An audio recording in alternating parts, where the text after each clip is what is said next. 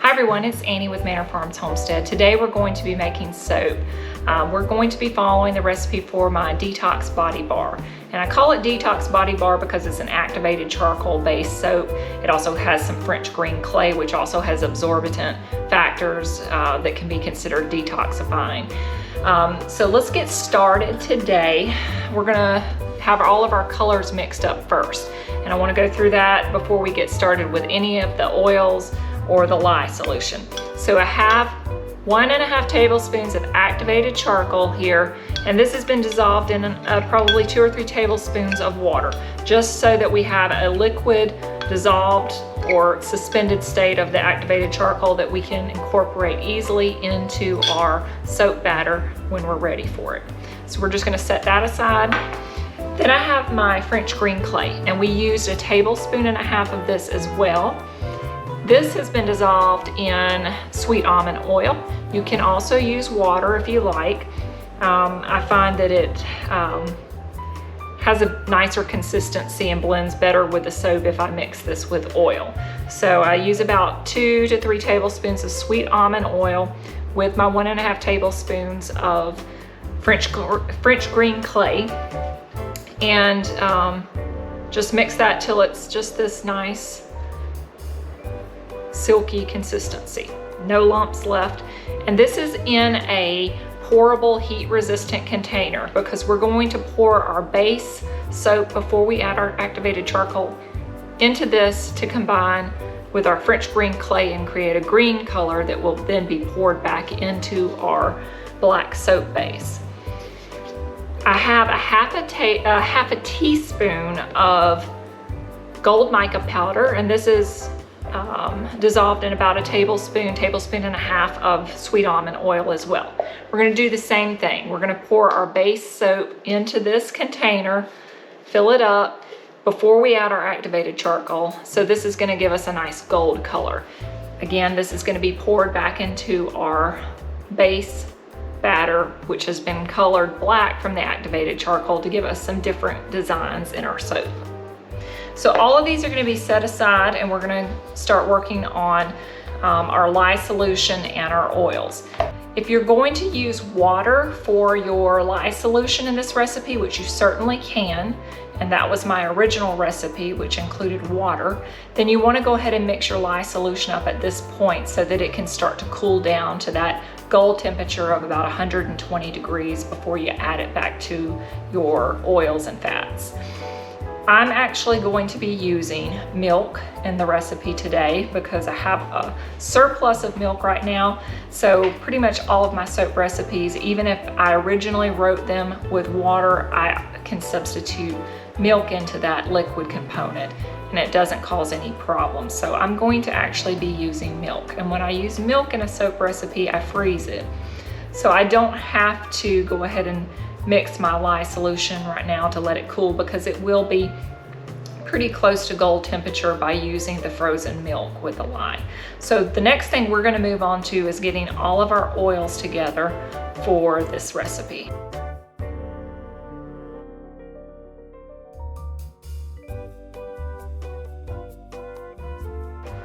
So whenever I use olive oil in a soap recipe, I use pumice olive oil. This is a lower quality olive oil from a cooking standpoint, but it works perfectly fine in soap. You're not looking for the flavor that you would get from extra virgin olive oil because you're not eating your soap, hopefully.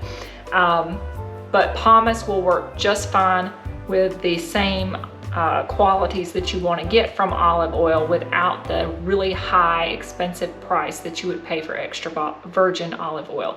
There's no need to go with extra virgin olive oil. Pumice olive oil works just fine in any of your soap recipes. So that's what I've used here for our olive oil component. Now the other oil that I frequently use in my soap is coconut oil. Now coconut oil at room temperature is typically solid. You can get some of the higher quality coconut oils that melt at different temperatures, but typically what I use melts around 85 degrees. If you get it in a jug, keep that in mind. If it's summertime, you can set it outside and let it melt, which is what I did. Otherwise, you're gonna have to microwave it or something during the winter time, so keep that in mind.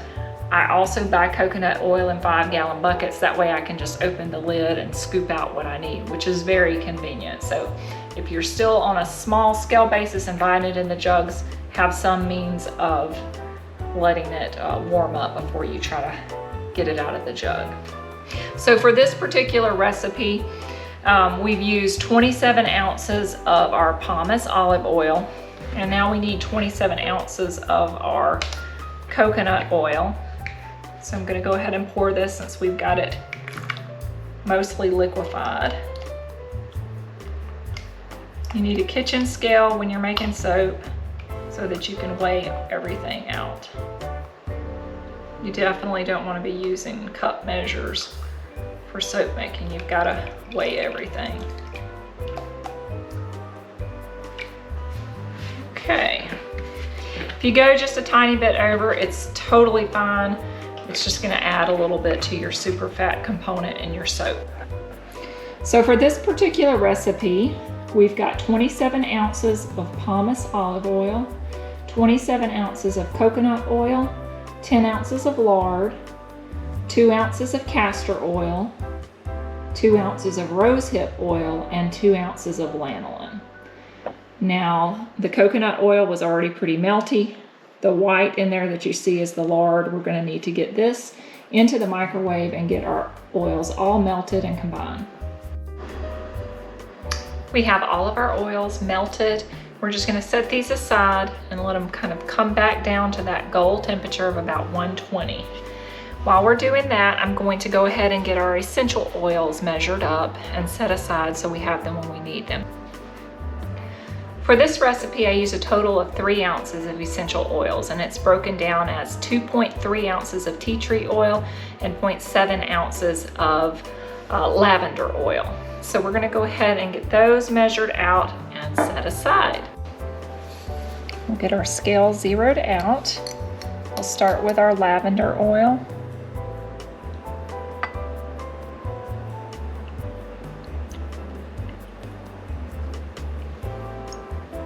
And again, sometimes when you get to pouring, you go just a tiny bit over, and it's totally okay. Just a tiny bit over. You can draw it back out if you want.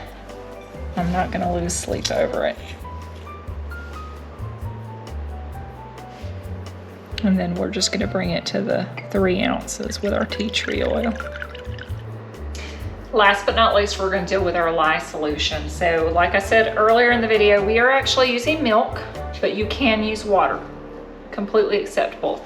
You're going to want to use about 20 ounces of liquid in this recipe because you're going to need a little extra fluidity to deal with the drop swirls that we're going to do and the hanger swirls.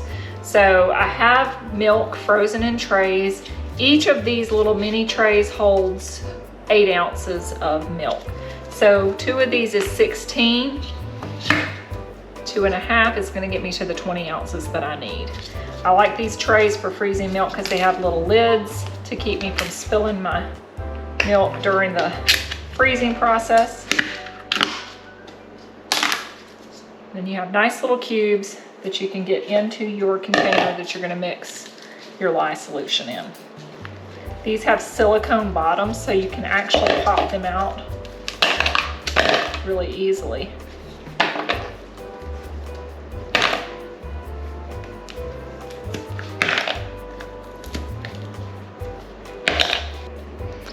We're now going to measure out our actual lye for the recipe, and always measure your lye into a container that you can pour into your liquid ingredients, not the other way around. For this particular recipe, we're shooting for about a 8% super fat. Because we have additional oil diluting our colors, the French green clay and the gold mica powder, we're actually going to follow the 7% super fat level for our lye in this recipe, which would be 9.94 ounces. We'll still come out with about an 8% super fat based on a little bit of fat in the milk and the additional oil that we use to dissolve our colors in. So we've got our scale zeroed out. We've got our units set to ounces. Always use gloves when dealing with lye. It is caustic. It's highly alkaline. You can use vinegar to neutralize the high alkalinity of the lye if you were to get it on your skin. It's good to have a cup of vinegar sitting around. All right, so we've got this measured out. We're gonna scoot our scale aside and slowly add our lye into our liquid mixture, which is actually frozen milk at this point. This will create a reaction that starts to melt the ice cubes of milk.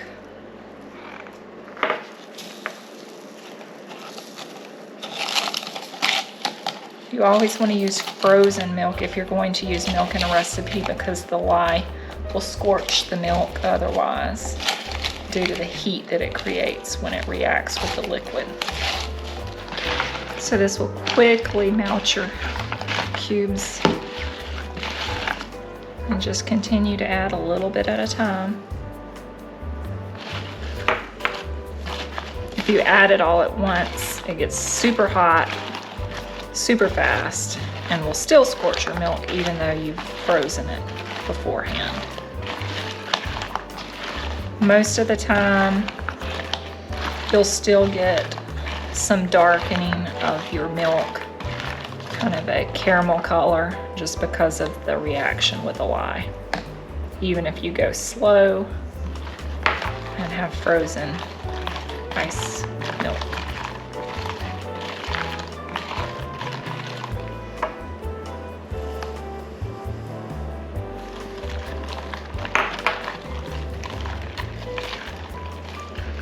Now, if you're adding your lye to just regular water, I recommend doing this under your vent hood in the kitchen, because it will create fumes and steam.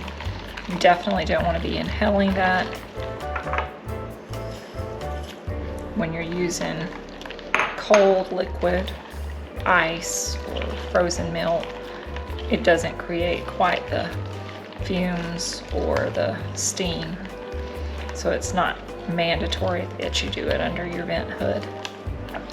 We've got all our lye in. We're just gonna completely stir till all of the milk is melted and all of the lye is dissolved. Again, always make sure you're using heat-proof containers. I use silicone spatulas with this that are heat resistant, and all of the plastic containers that I use when soaping are heat resistant. Okay, that looks good. So this is ready to go into our oil mixture.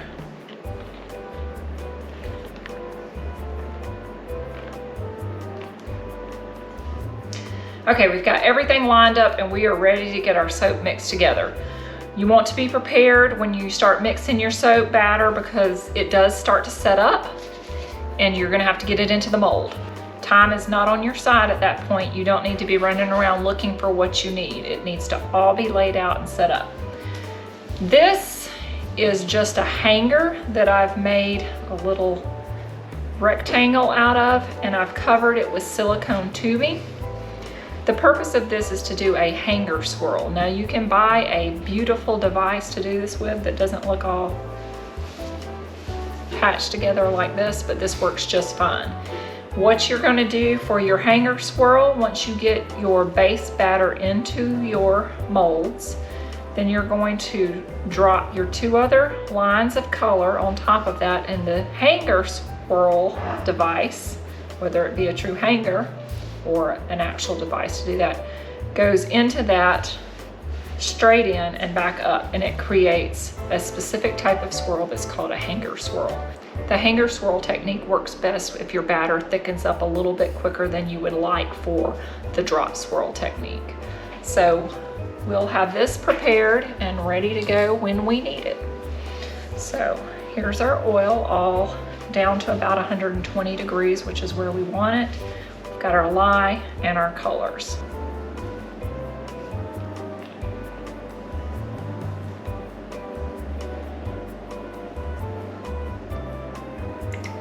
We're going to pour the lye solution into all of the oils.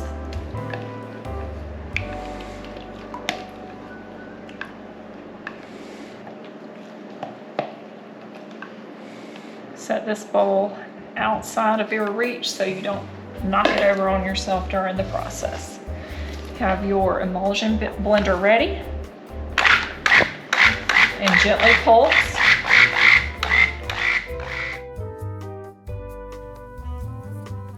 So you're just going to continue blending gently until all of your fat and lye solution appears completely emulsified. This only takes a minute or so to get it to the consistency that you're looking for. Once the batter is completely combined and kind of the consistency of gravy, you're going to need to work quickly and get your batter mixed into your colors. So I take enough batter to fill up each container of the French green clay and the gold mica powder. And then I mix those together, initially with the spatula.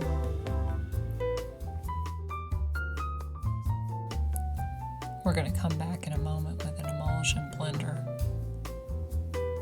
and get these completely combined. We'll have to go back to our initial batter and get our activated charcoal mixed in.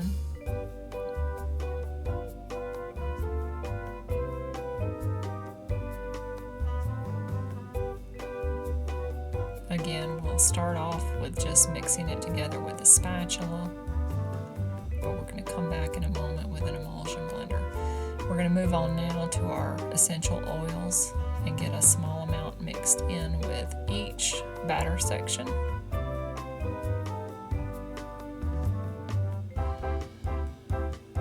Mixing it together real quick with the spatula, but moving back to our emulsion blender to get the essential oils and the activated charcoal in this section completely blended in.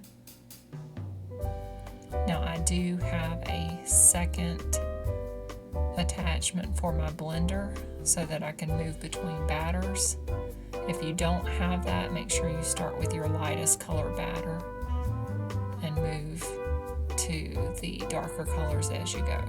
So here with my second attachment, I'm going to go to the gold batter and begin blending that essential oil into the batter. It is thick at this point, so again, you're working quickly to get this into your molds before it sets up and gets hard. This batter will get really thick, but it does stay pliable and moldable until the point that you get it into your molds. Moving now to our green. Blended in.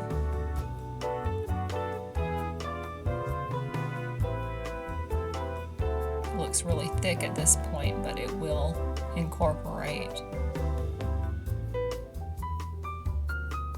and be workable.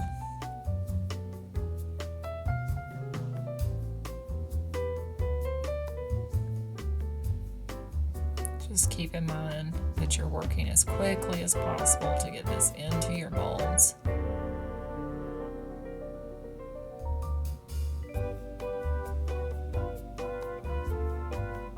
It's important to have gloves on during this step because you want to make sure you get all of your batter from all of your utensils ultimately into the molds.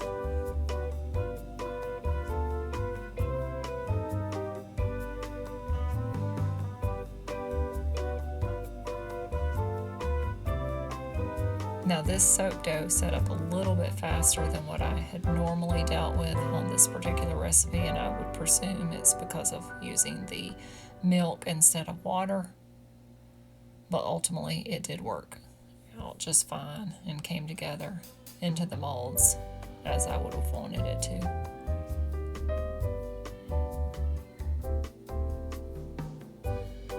So you're going to start off with your base batter, which is the black batter, going into the bottom of your molds.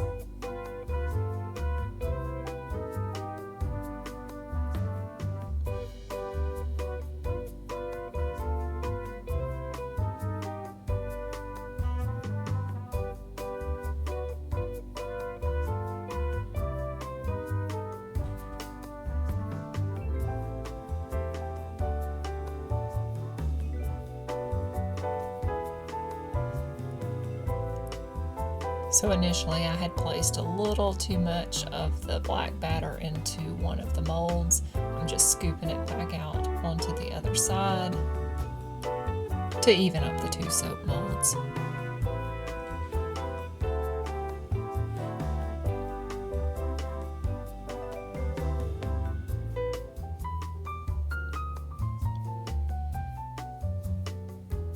Once you have your base soap in the bottoms of your molds, you're going to want to slap these down a little bit to knock any air bubbles out of that base soap, and then you're going to start scooping your colors on top of it. I start with the green soap and I put it on one side of the mold.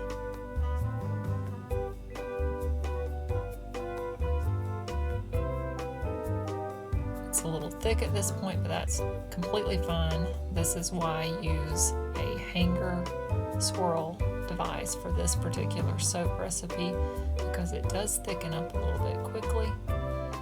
It's not appropriate for a drop swirl technique.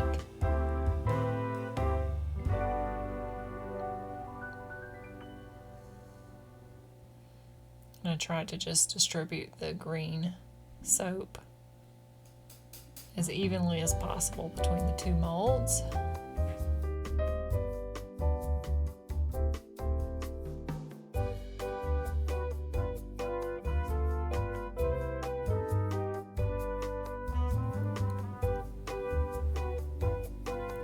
Once all of the green soap is in, we're going to move on to our gold soap. And we're just going to spread it as evenly as possible, even though it's thick, onto the other side of our mold next to the green soap.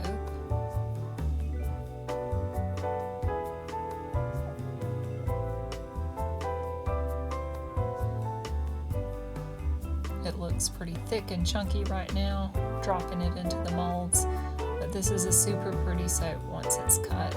And it does typically behave like this, where it's pretty thick. But once you get it into the molds, all the air bubbles tapped out of it and sliced the following day, it's a really pretty soap. So now that I have all of the batter into the molds, I'm going to gently tap them down initially.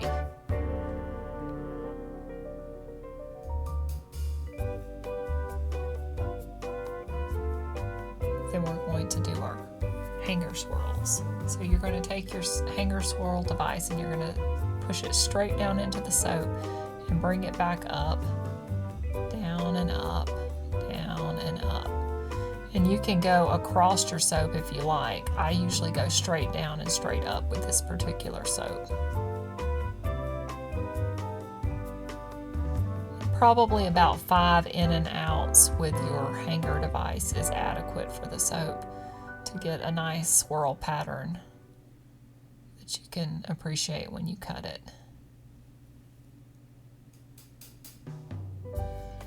I just scrape all of the batter off of my hanger device back into the molds. And then at this point, it's super important to get all of the air bubbles out of your molds. So I vigorously slam the soap molds down onto the counter repeatedly to get all of the air bubbles out of the soap at this point. This is super important to having a nice quality soap that doesn't have a lot of air bubbles in it when you cut it. Soap that has air bubbles when you cut it is very unattractive and also won't hold up as well to the melting process in a shower as if it's a solid bar of soap. So this is a very important step. Once I have the air bubbles pounded out of my soap, I just go around the edges and clean up anything that has sloshed over to the side. And as you can see, I continue to pound the loaves of soap down to ensure that I've gotten all of the air bubbles out.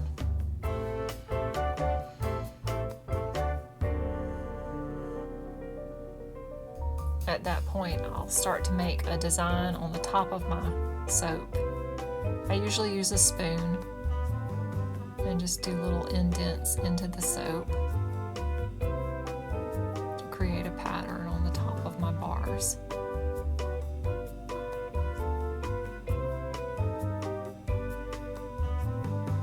This particular soap does tend to get some soda ash on the top. We'll go through a video later on talking about how to deal with soda ash.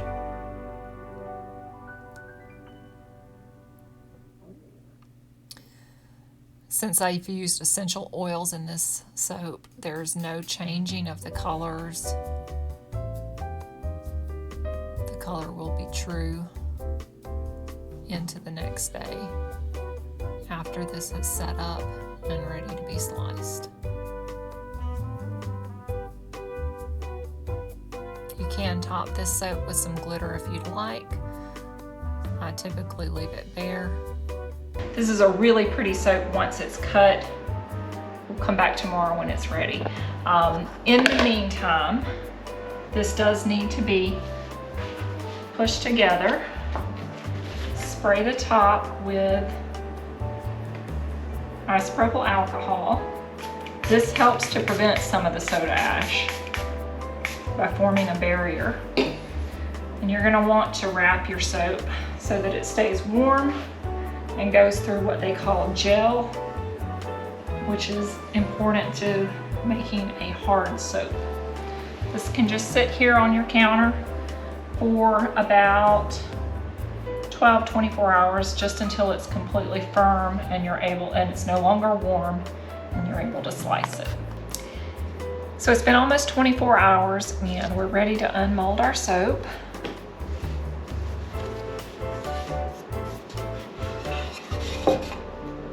It's no longer warm.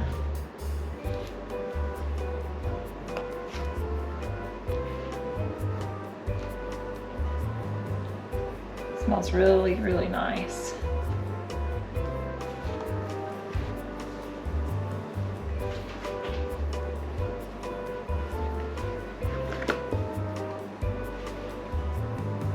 Okay, so we have a few little spots on the end of this loaf where not all of the air was knocked out of it.